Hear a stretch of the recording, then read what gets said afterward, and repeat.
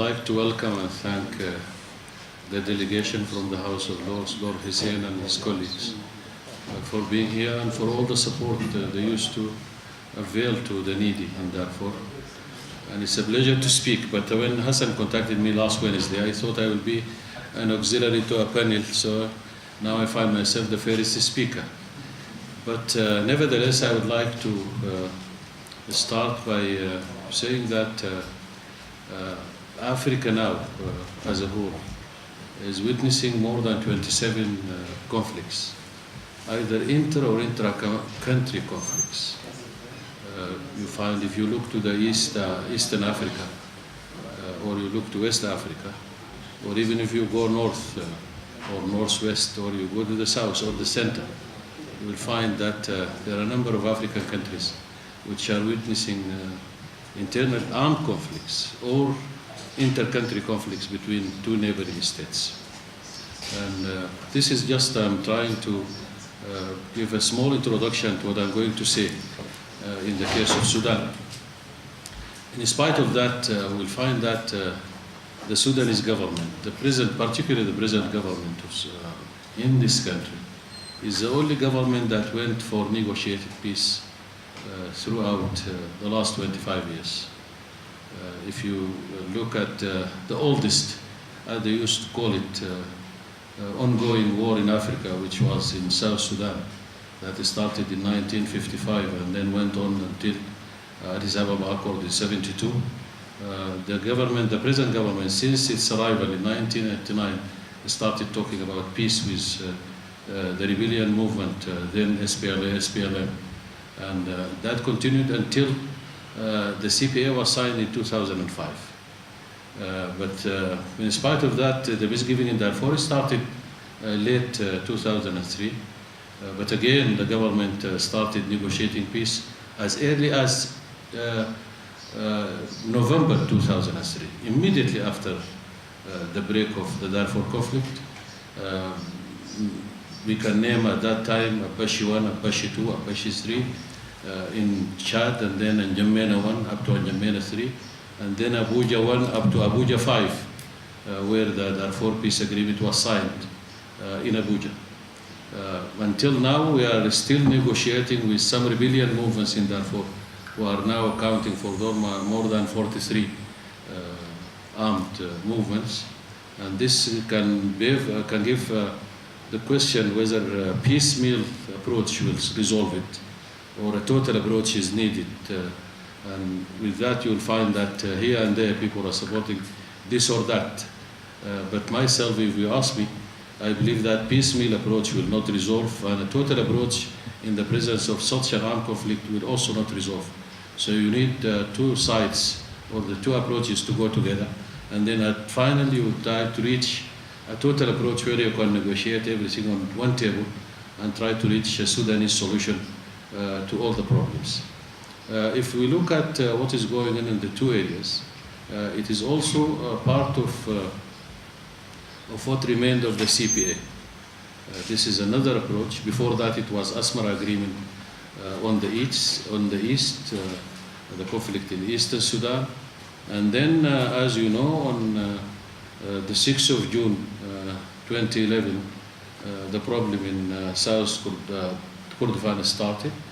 Later, 3 months later, or less than 3 months, so 2 months and 25 days, the same started in Blue Nile, because it was one rebellion movement, SPLM North, which is part of SPLM proper, at that time representing the two areas, in spite of the fact that South Kurdistan and Blue Nile sections of SPLM were part of SPLM in the south, and the north represent other parts of Sudan.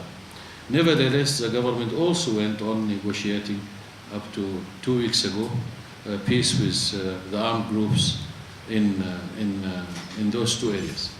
This, I'm trying to say that this is the only government on earth or in Africa, taking into consideration the conflicts in the whole of Africa, that went negotiating peace with armed groups. And I think that should be seen as a positive approach.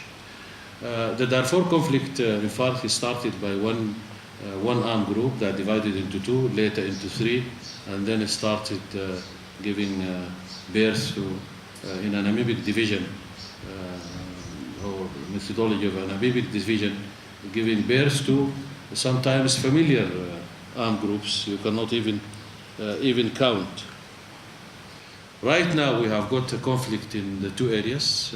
We have got still remaining armed groups in Darfur, and so we should look for peace, and this is the theme of this talk, the future of peace. And I believe that, and I said at the beginning that the peace meal approach, in fact, encourage everybody who is looking for power, and that he cannot get popular support through the ballots, or through the boxes, or through democracy, to carry arms with a small group and try to strike a deal with the government. But that approach is started at a time when the Darfur groups were one united group, two groups, later three, but this continued. I think there is no way to reverse that situation unless we all agree to put arms down and come to a negotiated political approach inside Sudan. Right now for Doha, Doha is still open.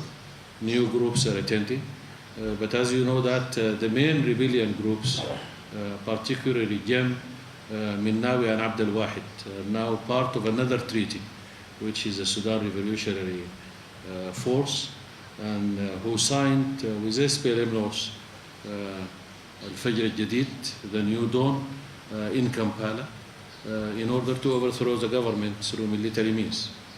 That in fact shifted part of the groups to another pathway, and I think this is the idea of SPLM North in order to shift their movement from the two areas to make it and give it an image of being a national group of part of a national group, and that is not possible for a government to negotiate in Doha, already negotiated in Abuja, to come and negotiate with another Darfurian group, which is part of a new coalition.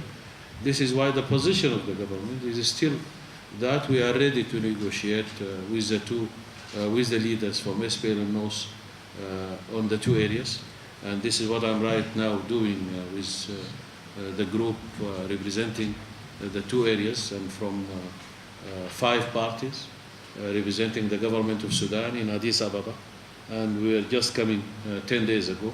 Unfortunately, the other side was not serious, and according to Resolution 2046, which we thought that it can pave the way to agenda that can strike a peace deal that will resolve the conflict and stop the miseries of the people there.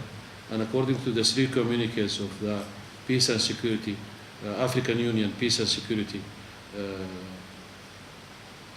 decisions in 2012 and late in March 2013, and according to the framework agreement which was signed on the 28th of June 2012.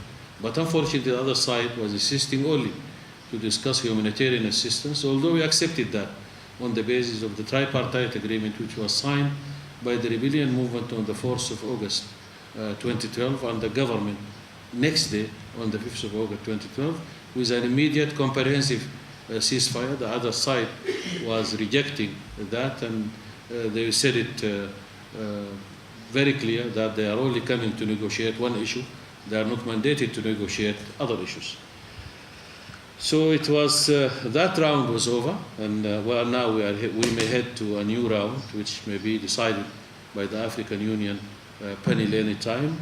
The government position will still continue that we are there to negotiate peace, in spite of all the tactics we saw in Addis, and in spite of all the miseries that took place in North Kordofan and parts of South Kordofan. You know, later the rebellion movement attacked water reservoirs, electricity stations. They destroyed telecommunication equipments. They slaughtered people on ethnic backgrounds. And right now They attacked areas where there is no even army. And that, I think, whoever being should condemn it as being anti-human behavior. Unless all the Sudanese political stakeholders in the government and opposition agree that without peace, without delinking foreign agenda from internal political agenda, without resorting to national agenda and leaving behind political tactics, any politician who is looking forward to govern this country will not find a country. We need to sit down to reach a national consensus on the different issues that pertains to this country. But having said that, this cannot be possible unless we resolve the armed conflicts. This is why I said at the beginning, I cannot say that I support a piecemeal approach in order to reach peace, or a comprehensive national dialogue in order to strike peace or to reach peace in this country. We need to resolve armed conflicts first, and then we need to sit on a national dialogue, comprehensive dialogue that will resolve and look into all agenda that pertains to the average Sudanese citizen, not to the ambitions of some politicians who believe that they all want to be presidents, they all want to be vice president, they all want to be ministers. Someone asked me, how do you see the Sudanese conflict that can be resolved? I said, I think we need 33 million ministers. That will resolve everything. Shukran jazeelan. Talking about peace in Sudan takes me back to some 20 years ago when I was in London for my PhD. I visited by then, and those were my early days in the UK. I visited a small shop in Paddington area. And when I stepped into the shop, there was just one guy attending that shop. He happened to be a black British. Then I went to collect something. At that moment, he asked me from where you are. I told him I'm from Sudan. Then both of us went into silence. After I collected my bit of things I came to collect from the shop, I asked him again, what do you know about Sudan? So he went into a pause as well for a couple of minutes. Then he said, I know there is fighting in Sudan. And then he went again into silence. So it appears like all what he came to know about Sudan was that it's a country where there is fighting. And that, I guess, was the image of Sudan in his mind.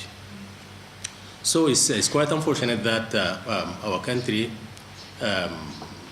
is having a long history with armed conflict and with political conflict as well. And historically that goes well before the independence of the country in 1956, as Professor Ghandour has rightly mentioned. Historically, we used to have, for quite some time, we used to have one conflict between the central government in Khartoum and the South Sudanese rebels. And that, lasted for 2 long periods, ending up with the split of the country into 2 independent states. But that's not only the history with armed conflict we have we have had as Sudanese, because we also had some other rounds of fighting, and to the limit that Sudan has become a bit of an ideal case of multiple prolonged civil conflicts, since we are having some ongoing conflict in Western Sudan, in Darfur, We used to have one in Eastern Sudan, which has been settled sometime in the early 2000 something. But of late, we also had two new returns to fighting in South Kordofan State and Blue Nile State. So with this being the case, Sudan is of course a country which is much troubled with its armed conflicts. This state of conflict, of course, have some reasons. There are some reasons why Sudan has been a host country of conflicts. I think one reason behind these conflicts lies back in with the British colonial administration. The divide and rule policy also was a policy that has been implemented by the colonial administration, even within Northern Sudan by then, and the elites and the leaders of the local communities, the traditional leadership, what we call the civil administration. So it was a bit of this and that, which the British administration by then contributed towards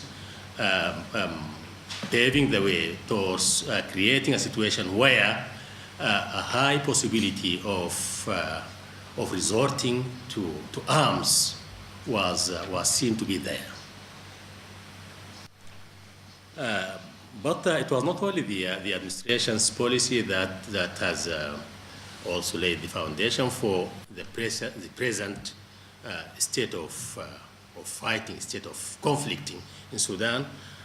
The national administration in the post-independent Sudan as well, I think, has also been adopting the kinds of policies that also added more fuel to the potential fire that was there. One thing, I think, one aspect of policy that has been adopted by our independent government has also been following steps with the colonial administration by also adopting an economic development policy that was so much uneven and created some kind of a center-oriented economic development, leaving some parts of the country, even at the very periphery of the center, being so much underdeveloped. There have been also some policies that was manifested in unequal political participation.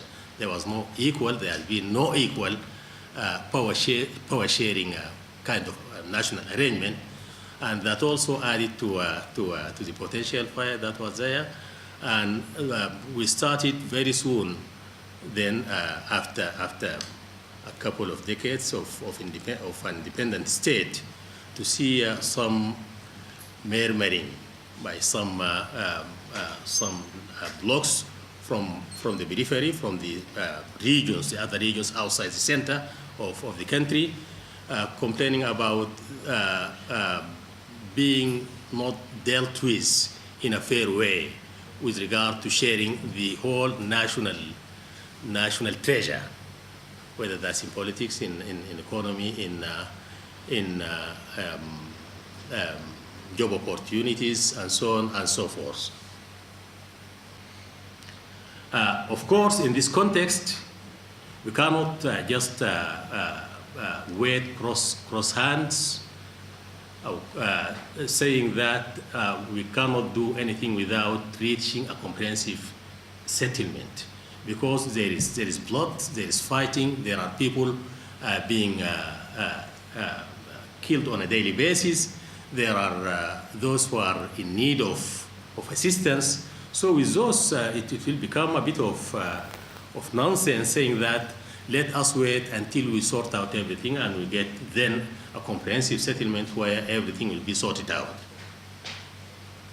We cannot keep watching this tragic situation going on, waiting for a time where we can reach such a consensus.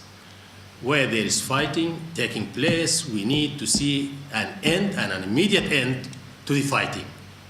We need to see an end to the fighting in Darfur. We need to see an end to the fighting in South Kordofan State. And so we need to see an end to the fighting in Blue Nile State.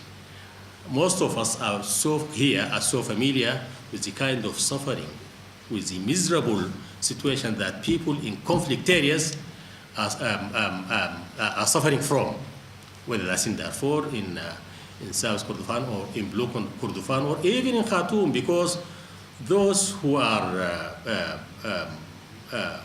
hit by the fighting in these areas also are putting some pressure on their relatives somewhere else. For someone from South Kordofan who is living in Khartoum, an educated one with a good job, he must pay attention also to his local people over there, or if that's somebody from Blue Nile or from Darfur, or even from neighboring states. In Blue Nile, in North Kordofan, where I come from, it's a daily suffering. It's just stopping the country from seeing an everyday kind of normal life. So there is an immediate